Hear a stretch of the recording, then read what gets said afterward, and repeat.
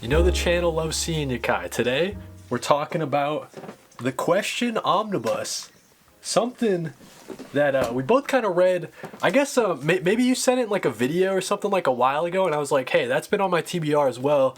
So maybe we can read it kind of at the same time and talk about it here on the channel. So we'll get into it, guys. If you've ever wanted to kind of know if this is worth picking up, I mean, spoiler alert, before we get ahead of ourselves, it is. So it's super sick. It's really good stuff. First question, no pun intended, for you, Kai. Did you know too much about the question beforehand? Was this like your first question sort of read? Yeah, because my introduction to the question was in Justice League Unlimited. I think that's Gotcha. mostly Yeah. everybody's introduction, which is Justice League Unlimited, and I always found him as a really, really dope character. And with Justice League, they put some shine on him. I do think obviously we could have learned more, but that episode that I remember that he had with Huntress, that was just a really, really good episode because it was part a question story, but also part of her story. I think her story was mainly the focus because of what she'd been through, her Right. trauma and her past, and how that shaped her to be who she is now.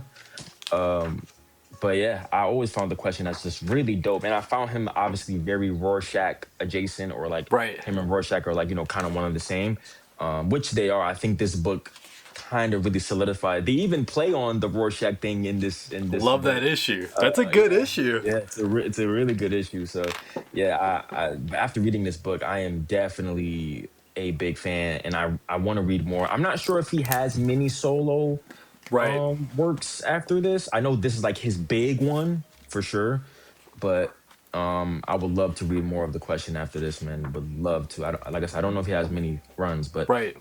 did Dennis O'Neil and Dennis Cowan, they killed it on this. This duo. I mean, you hear about this run all the time. Like it's like you said, the seminal, like most important question run. It's the best way to get to know the Vic Sage character. And I'm like you, dude. I didn't read previous to this like too many question runs.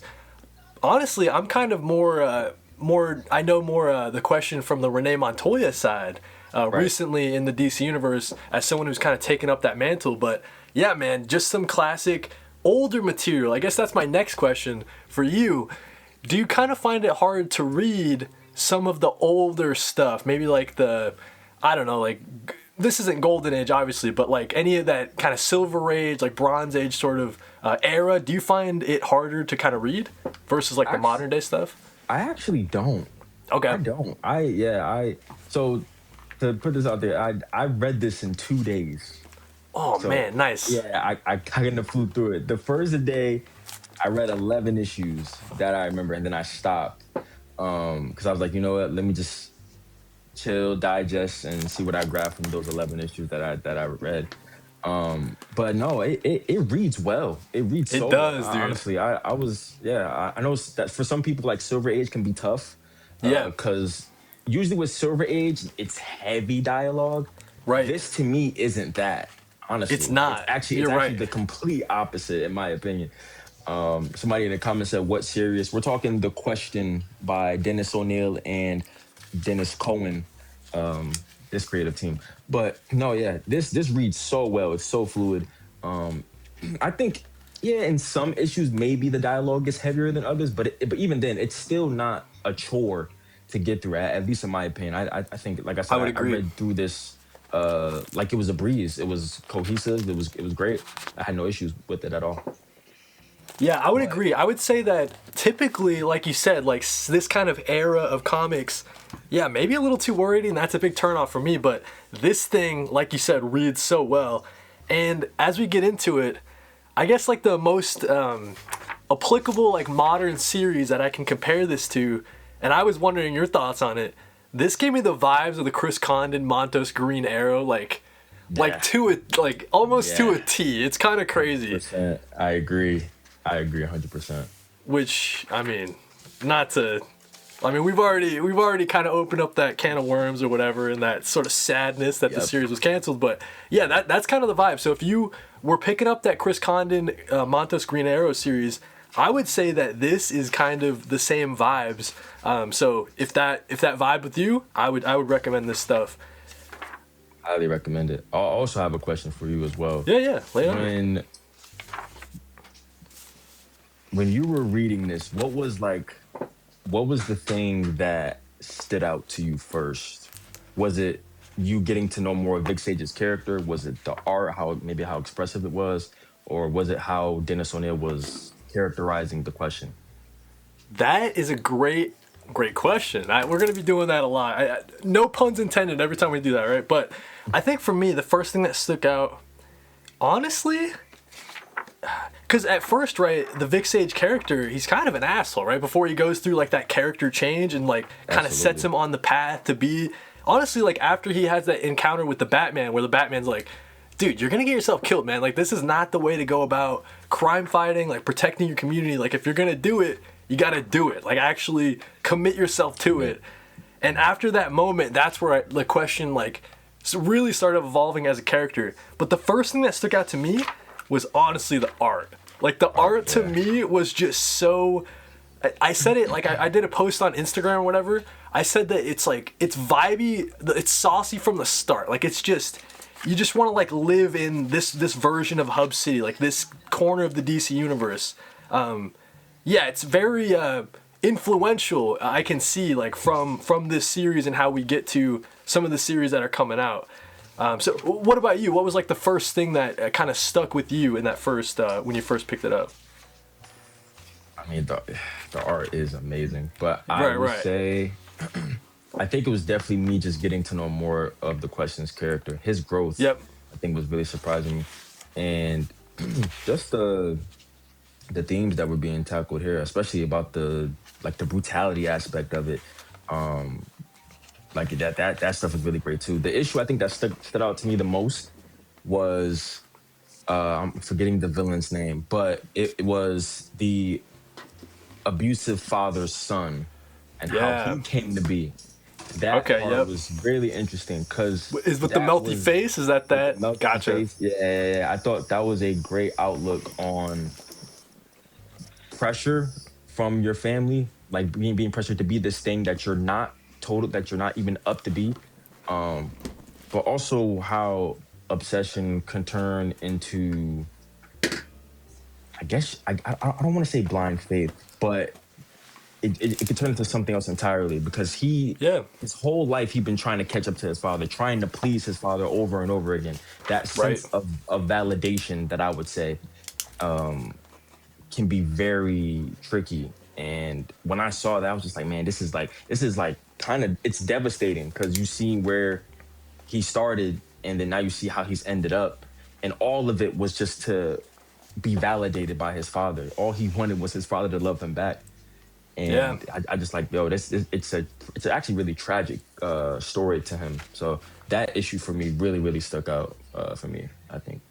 Yeah, that's a good issue call out, and it's a good kind of point. Like they really deal with some pretty heavy themes that it's not just I don't know, big people in suits punching each other or whatever. Like he's not necessarily fighting super villains. He's trying to stop the election from being rigged. Like he's fighting for democracy, right? Or he's going after not necessarily like he's going after like mob bosses and stuff like that, but some of the issues, it's not even like a crime. It's just like he has to see the case through. You know what I'm saying? Like it's not necessarily he gets there in time and he stops the crime.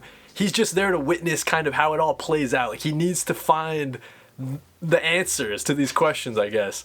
So a lot of love for the question in the chat. Vactor saying what's up. Little call out, Paul Dev saying that the letter pages at the end was called The Answer, which I thought was pretty cool. Like a little nice touch. That's a pretty cool name for a letters column. Yeah, so that's pretty cool. People shouting out Vic Sage.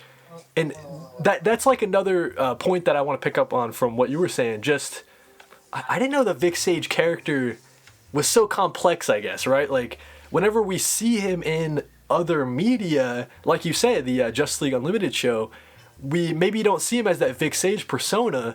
We maybe only see him in that question kind of character, and the way he kind of plays it over the top, the way he's I I don't know, he's like quippy, he's like sarcastic at times, right? But then when he's kind of Vic Sage, maybe he's more serious. And this omnibus really gets into it. I would say for like 40% of this Omni, he's Vic Sage, like being a news reporter, going down to the newsroom, like breaking cases or interviewing people that way. So yeah, what'd you think of like that kind of balance in the omnibus? Like, it wasn't just the question punching people; it was kind of that Vic Sage persona as well. Yeah, it was balanced really well. Like you said, probably 40 to 45% of him is really just being Vic Sage. I think it's all about Vic Sage trying to find common ground because he is dealing with so much. Not only is he out there fighting crime, but he's also dealing with his job and him being a news reporter. He's also dealing with his romance life that he has not yet, like hasn't been structured. Like there's not structure in his life. Everything is happening sporadically, and it's out of control. It's out of control chaos in his life that keeps going and going. Then he has the stuff with his mentor taking care of him. And then there was one of the issues where his mentor got captured, and they had to go through that whole ordeal. There's so much to Vic Sage, man. But it really is about just a man amidst all the chaos and cruelty that is going on in the world. He's just trying to find his common ground. He's trying to find his solace. Is really, I think that's the better word for it. But it's incredible, man. Vic Sage is incredibly interesting, especially with the inner conflict that I think he goes through as well. Because, like I said, like him getting his mentor captured, that was a really big thing that happened to him, and obviously he's gonna blame that on himself. He also feels inner conflict for how things went with him and his lover as well. So yeah, there's a lot of things, really interesting things that are going on in this book. A lot of interesting things. Yeah, the Tot call out is really interesting because I didn't know that the question had kind of that relationship, like not necessarily like an Alfred, but kind of. I mean, they have that. They have that kind of thing going. They care for each other in this sort of weird way, and yeah, I just found that relationship to be really interesting all throughout. And yeah, that issue where he gets captured, I mean, that's some really good stuff and kind of pushed him to kind of realize like, oh, maybe I was taking Tot for granted, kind of, you know what I mean? Like maybe, like if I lost Tot, like that would be such a huge blow to me. Right. So Crisis on Infinite Shelves. Oh, shout out to Chewy Queso as well, saying hope everybody's doing great. Yeah, hope everybody's doing great on the Sunday. We got Khibucks on the channel talking the question, dude. So having a great Sunday here. Crisis on Infinite Shelves is shouting out just the characters in general. The Question, Phantom Stranger, and the Spectre. Those are all three characters that I want to explore more definitely this year, but the Question was high up on the priority list for sure. For sure. And then Paul Dev is saying that the first issue of Dennis Cowan on art for Nightwing is this week. That's honestly another big draw for why I wanted to pick this up and read it so soon, was because I know Dennis Cowan was coming into the Nightwing series, and I kind of wanted to maybe see like the first, I mean, this is like almost 40 years ago or whatever at this point, so kind of how Dennis Cowan's art has evolved. Maybe pick up on a little bit more on the art. Like, how is the art vibing for you? Like, I thought it was so sick, like just from the start, but I posted multiple panels on like the Instagram and stuff like that. Like as I was reading it, I fell in love with this stuff, man. So yeah, tell me a little bit about the art if you could. The art is great, man. It's so 80s, like for sure. Yeah. But it's really good though. I honestly, me personally, I love 80s artwork. So, but yeah, man, I think the art in this it's super sick, man. Honestly, like, dude, the smoke, like every time they use the smoke, I just like can't stop smiling like ear to ear. The way they use it is so good because the thing they do is they always form it in a question. Absolutely. Every time. So yeah, the art is stellar, man. It's really, really good. It's crazy how it still holds up, man. Like, we're 40 years after, it's still pretty wild how the quality is still so good. Like the amount of detail from Dennis Cowan and the inking team and like the coloring on top of it, like it all just comes together really great on the page. And then having this omnibus too. I mean, the oversized, like, oh, dude, every cover is so sick, dude. Yeah. I can imagine finding these in a single issue, but they're probably hard to find, but it would be nice. That would be crazy. Yeah, especially in that era. Like, it's probably on that, like, maybe it's on, like, that maybe newsprinty kind of, I don't know, yeah. Maybe. Yeah, dude. I will say like sometimes you'd run into an issue and it wasn't Dennis Cowan, and I'm like, dang, I wish it would. You know what I'm saying? Like it's such a different vibe than the Dennis Cowan stuff all throughout. That's like such high quality and matches the question character so well. As I'm flipping through, right? So you mentioned the issues where he's getting Talk got captured, right? Another issue that really stuck out to me, and it gets into kind of the themes of this Omni, like morality, like philosophy and stuff like that. The Yep. one where he's buried underground with just his head sticking up out of the ground, and Yeah. it's like this superhero that's captured in this really kind of interesting way. He's he kind of just has to survive the elements and survive mentally, right? And kind Yeah. of yeah, and that issue stuck out to me a lot. And That just was a great issue. The yeah, cover alone was already saying a lot. The cover where like his face is painted in a American flag. right. That cover, yeah, Dealing with it's the so yeah, sick. right, because he gets the people who capture him is like that rogue military kind of force. Yeah, there it is, and that's the one that they use, I believe, on the back. Yeah, on the back of the Omni too. 'Cause Yeah, that's just so it's sick. so sick, bro. Yeah, that cover is incredible. So yeah, that is an amazing issue. Yeah, that's also one of my, I think, one of the best issues of this run for sure. I'm honestly not even sure if I have a best issue of this run yet. Gotcha. I feel like I will finalize that when I get the second omnibus, so that I can Okay. actually Yep. finish the whole story. But um, I mean, there's a lot to love. There's even moments where, like, Vic Sage isn't just like this cold hearted dude. He has a lot of empathy and sympathy for human life. Honestly, I know Yeah. like I know like it doesn't seem that way because of, I guess he comes off as maybe he has like a bit of a dark presence. A bit of yeah, like a bit of dark presence. But like one of the issues, he was like making like a snowman like with the kids. I forgot which issue it was, but it was very early on. And you start to be like, oh my gosh, like nah, this guy isn't as cold as you think he is. He actually has a heart. I Right. also really like that as well. I also like the world that he's in too. Um, obviously Right. Hub it City feels or whatever. very like it feels very resonant, like how of how corrupt and dirty it is, the city that he's in. Right. Um, Someone said in the but TikTok chat, gritty. That's the word they use yeah, for it. definitely a gritty book. But yeah, um, trying to think, man. What else? The, There's so much to talk the, about for this book. it's so sick. Yeah, so someone in the chat, Orin Oracle, says, haven't read this question run, but y'all definitely make me interested in checking it out. So yeah, hopefully, as Kai and I are talking about it, you can get the sense that we really, really enjoyed it, and maybe it's worth picking up. It's kind of tricky because an Omni it's tougher to recommend just because it's so expensive, but if the Right. question interests you at all as a character, this is the best place to start. So hopefully, this conversation is helping you out.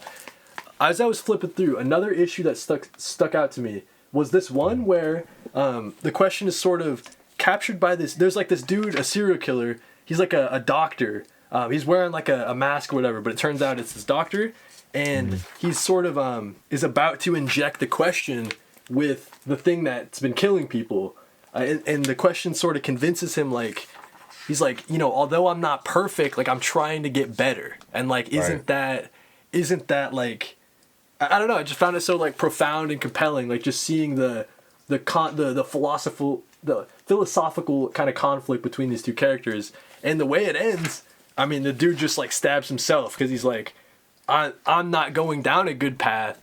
I should die, right? So maybe that's Yeah. like the kind. And then the question just like takes a shower, like a cold shower, and then that's like the end of the issue. So yeah, just to get a sense of like, yeah, sometimes the question doesn't save the day. I mean, sometimes he's just there to see the end of the case, and I found that kind of interesting. Versus like other superhero series, they would probably want him to like stop the guy from killing himself or whatever, right? But yeah, they're able to kind of deal with these complex themes like that. Absolutely. Another issue that's standing out to me that I had a really good time with is actually the one with him and Green Arrow. That Really one like was this issue so as well. I thought so this one, sick. yeah, very sick. Because there's such a, I guess in a way, it's an unexpected pairing. But I think if you have the knowledge of those two characters, you'll be like, okay, nah, this actually makes a lot of sense. Like it's not as unexpected as you would think. They're both not only gritty characters, but they both have also killed before. like in their past, and of course these two come to terms with killing not being the morally good thing, or at least but yeah, this pairing and their banter, their chemistry, their back and forth, it's so good. Because they don't trust each other at They first, or don't. the Green Arrow doesn't immediately trust the question at first. It Not has him tie yeah. it up, and yeah, Yep. yeah, He does. He doesn't set him loose. He doesn't set him loose. I think until obviously like they start getting into more conversation. But yeah, I honestly love that because that's such an Ollie thing to do. Like yeah, Ollie's not gonna yeah, trust yeah. you It right is. away. He's observant. Like he's gonna analyze and observe. And if you pass his test, then okay, then sure. But yeah, I thought yeah that question and Green Arrow issue was just so much fun. I really like that pairing, man. Honestly, I would love to see that done in modern time, like currently. Uh, There but is that that's series that if I didn't give maybe enough of a shot, but maybe I got to go back to it because there's that series from DC Black Label, the Batman Green Arrow, the question. the That's Arcadia. kind of yeah, Arcadia. That's kind of this vibe that I'm like, oh, maybe I just didn't get that coming into it. Like it's like this, like the crossover that's in this with Yeah, Batman Green Arrow and the question. It's like that, right? So I didn't really get that from the start. So maybe I got to right. go back to that one and see if it clicks more with me. Um, to be honest with you, that was maybe the lowest point of this Omni. Just that I just wanted it to focus more on the question. And I think the first two issues, it was like one's more focused on Batman, one's more focused on Green Arrow. It kind of like tied together at the end or whatever. But that was maybe the lowest point in the Omni, if I had to say a lowest point. But I Mhm. still thought it was pretty sick. Still Yeah, amazing to me. Yeah, it's really amazing. It's. I mean, I'm not gonna rank it or anything, but like probably one of the best DC books I've read, and I've read a lot of DC books, I but was I thinking about really that. Like for Omnis, I'm like, this is a top five DC Omni, I think. that's not crazy, bro. I really love Like this top 10 Omni. for sure. Like Really, easily really in my love this Omni. collection. If anything, so I agree with you. The low points are definitely when like other characters, I guess, in a sense, cross over with the question because it takes away the attention. But that's where I think when it comes to this omnibus, I truly think they shouldn't have put other annuals in this omnibus. I think it should have Yeah. been just the question, issues 1 through 27, and not have the extra annuals and stuff like because yeah, like it's cool to see him a crossover with Batman, Green Arrow. You also have uh Lady Shiva, who actually plays a bit of a role into how the question became who he became after his That one I death. wasn't. Yeah, that one I was more with because it tied into yeah, like you're saying. But yeah, Yeah. and like the one with like the Riddler too. Yeah, That one was a exactly. different artist as well, and I was like, oh, okay, but The yeah, other one was cool. yeah, it was It like a was fun issue. cool. Yeah, Yeah, I wasn't too crazy on that, but yeah, I think when it comes to the omnibuses, yeah, they probably I think they should have stuck with that. Now I know the next omnibus does have like the annuals and stuff. I think volume 2 because it collects 28 through 36. This was a 36 okay. issue run. The others have annuals too, which I mean we'll see how those annuals go, but yeah, You're right I think though. that's It the only it is thing. tricky with like what they include because but like to your point, maybe for the Omni that's focused on the question, maybe don't give me those other ones. And if you wanted to, like for a DC Finest or I'm sitting next to like a big stack right next to me, but that other format that DC has, like the Finest, like when you have something like this. Feel Yeah, free to throw the crossovers and stuff like that if they make sense with the story and the character. But yeah, maybe for the omnibus, it kind of took me out of it. It stopped my momentum when I got to that crossover, and I'm like, okay, it's not solely focused on Vic Sage. It kind of took me out of it a little bit. But yeah, I mean, I don't know. Do we have any other final thoughts of the question omnibus? A lot of people saying in chat, very underrated run. I would definitely kind of agree with that. very Like, I don't underrated. think I people would talk about this run like they should as a top tier DC run, especially of that era. You know what I'm saying? exactly. It needs more love. That's why I've been thinking about doing a video on it, honestly, and just giving a review, just because I really want to put this on people's radar. If they're not familiar with the question, or if they love detective noir, crime, gritty stuff, Right. stuff like Rorschach, stuff like Spider-Man Noir, like this will definitely be up people's alley. But other than that, yeah, as far as thoughts, I think I gathered all my thoughts, man. This is just incredible. It executes its themes really well on philosophy, criminology, the inheritance of brutality, like heroism, all that stuff is in there, Race, and it has like religion, and it like has political boutiques. Yeah, it yeah. has morality, has the inner conflict stuff that he goes through. Like yeah, this comic is amazing, man, and I can't wait to finish it. Honestly, I am gonna order volume 2 probably pretty soon.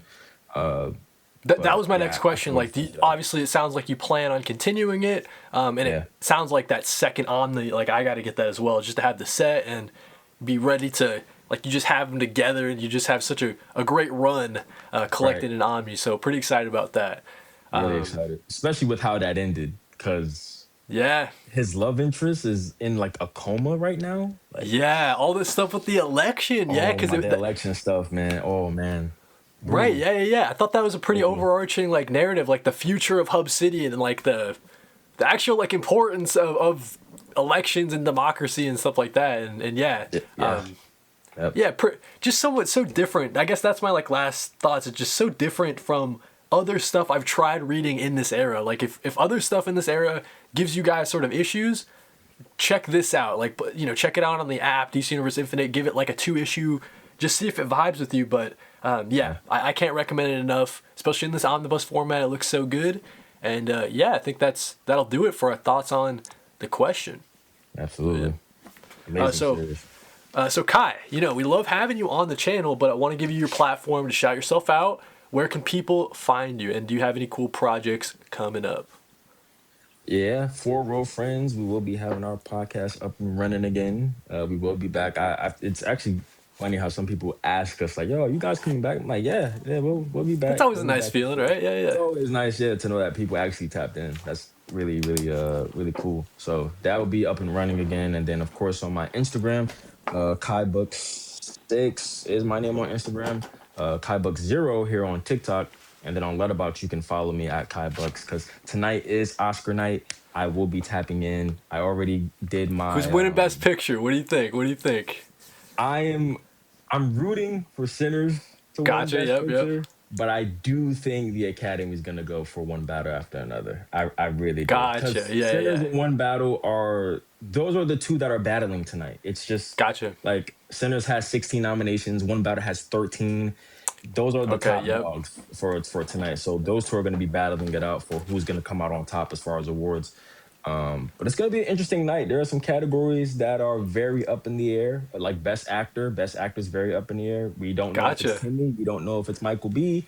We're going to Oh, have to right. see. You don't know is Leo Um, nominated? I don't remember. I don't remember. Leo is also nominated. Okay. He hasn't won anything as far as precursors, but like Michael B's win, his last win was really big for him. He won for SAG. So SAG is like Gotcha. a Like a tell almost, right? Like a yeah, SAG is a really big one. SAG is that's probably the most important to win because even though Timmy won critics and Golden Globe, which are still good precursors, SAG has the most impact out of all of those because there are actual voters in SAG and not like for what's the critical and Golden. headspace at? Yeah, like it's okay. Yeah, Yeah. exactly. So it's gonna be very interesting, man. It's gonna be a really interesting night. I can't wait to see it. I think this is the most interesting Oscar night we've had in a minute, honestly.